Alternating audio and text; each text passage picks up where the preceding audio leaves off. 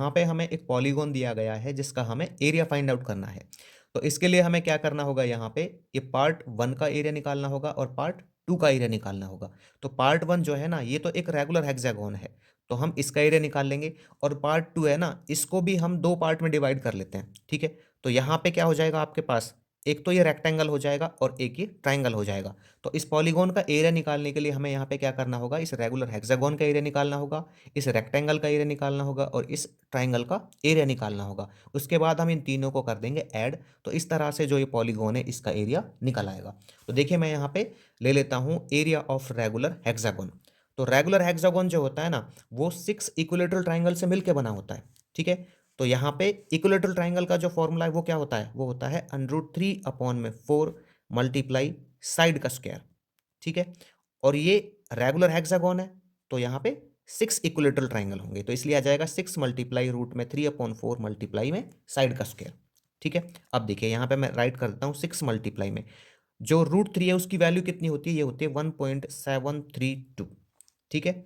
And multiply, अच्छा इसके upon में 4 भी है तो मैं 4 राइट कर देता हूँ। मल्टीप्लाई में साइड कितनी है इसकी, ये है 8 सेंटीमीटर, तो इसलिए मैं यहाँ पे लिख देता हूँ, देखो ये साइड का स्क्वायर है ना, तो मैं यहाँ पे 8 मल्टीप्लाई 8 लिख देता हूँ, क्योंकि तब भी मुझे लिखना पड़ता 8 का स्क्वायर और फिर मैं उसको ओपन करके क्या कर देता, 8 मल्टीप्लाई 8 कर देता, जिससे कि मैं इस 4 को और 8 को आसानी से कट कर सकूँ, ठीक है ना।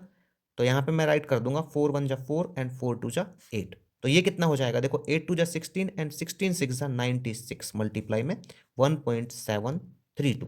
और जब 96 और 1.732 का मल्टीप्लाई करूंगा तो ये आ जाएगा हमारे पास 166.272, ठीक है, सेंटीमीटर स्क्वायर। अब मुझे क्या करना होगा, यहाँ पे इस रेक्टेंगल का एरिया फाइंड आउट करना होगा, ठीक है ना। इसका तो आ गया, इसके फर्स्ट पार्ट का, तो यहाँ पे मैं निकालूंगा एरिया ऑफ रेक्टेंगल, ठीक है। इस फिगर में हमारे पास रेक्टेंगल एक ही है, तो मैं सीधा लिख सकता हूँ एरिया ऑफ रेक्टेंगल। तो देखिए इसकी जो लेंथ है वो कितनी है, इसकी लेंथ है यहाँ पे इस रेक्टेंगल की, यहाँ तक बात कर रहा हूँ मैं, ठीक है। तो ये है 10 सेंटीमीटर और ब्रेथ है 8 सेंटीमीटर। तो लेंथ मल्टीप्लाई ब्रेथ, तो ये आ जाएगी 10 सेंटीमीटर मल्टीप्लाई में 8 सेंटीमीटर, तो ये आ जाएगा 80 सेंटीमीटर स्क्वायर, ठीक है। अब हम इस ट्राइंगल की बात कर लेते हैं। तो इस ट्राइंगल का एरिया हम कैसे निकालेंगे, तो देखिए जो ट्राइंगल का एरिया है ना, उसका फॉर्मूला क्या होता है, मैं यहाँ पे लिख देता हूँ एरिया ऑफ ट्राइंगल। ये होता है 1/2 मल्टीप्लाई बेस मल्टीप्लाई हाइट। तो इस ट्राइंगल का जो बेस है और हाइट है वो हमें कुछ भी नहीं दिया गया है, तो हम निकाल लेते हैं इसको।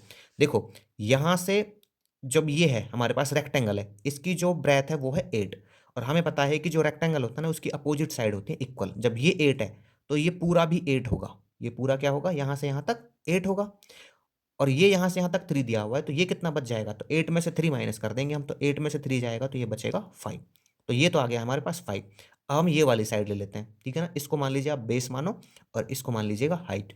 तो हाइट कितनी आ जाएगी, तो हम इस रेक्टेंगल का यूज करेंगे। यहाँ पे देखो यहाँ से और यहाँ तक तो ये है 14 सेंटीमीटर, और जो ये हमारे पास रेक्टेंगल है इसकी जो लेंथ है वो दी गई है 10। तो इसका मतलब यहाँ से यहाँ तक ये 10 होगा, और जब ये यहाँ से यहाँ तक 10 है तो ये यहाँ से यहाँ तक कितना रहेगा, क्योंकि देखो यहाँ से और यहाँ तक की जो लेंथ है वो दी गई है 14, और यहाँ से और यहाँ तक की जो लेंथ है वो दी गई है 10। तो 14 में से 10 माइनस हो जाएगा तो ये आ जाएगा 4 सेंटीमीटर, ठीक है। तो मैं लिख दूंगा इसको यहाँ पे 1/2 मल्टीप्लाई बेस, बेस मैंने कितना माना था यहाँ पे 5, और हाइट मैंने ली थी यहाँ पे 4, ठीक है ना। तो ये आ जाएगा 4 सेंटीमीटर, सेंटीमीटर। तो 2 2 जा 4, तो ये आ जाएगा 2 5 जा 10, तो 10 सेंटीमीटर स्क्वायर। तो मैं लिख दूंगा यहाँ पे area of polygon, area of polygon. तो ये कितना आ जाएगा यहाँ पे, ये आ जाएगा एरिया ऑफ रेगुलर हेक्सागोन, ठीक है ना, रेगुलर हेक्सागोन प्लस में area of rectangle, area of rectangle plus में एरिया ऑफ ट्राइंगल। इन सबको मैं ऐड कर देता हूँ। तो एरिया ऑफ रेगुलर हेक्सागोन ये कितना है 166.272 सेंटीमीटर स्क्वायर, प्लस में रेक्टेंगल का एरिया कितना है, ये आया है 80 सेंटीमीटर स्क्वायर, और ट्राइंगल का एरिया कितना है, ये आया है 10 सेंटीमीटर स्क्वायर। और जब हम इन सबको ऐड करेंगे ना तो ये आ जाएगा हमारे पास यहाँ पे कितना 316।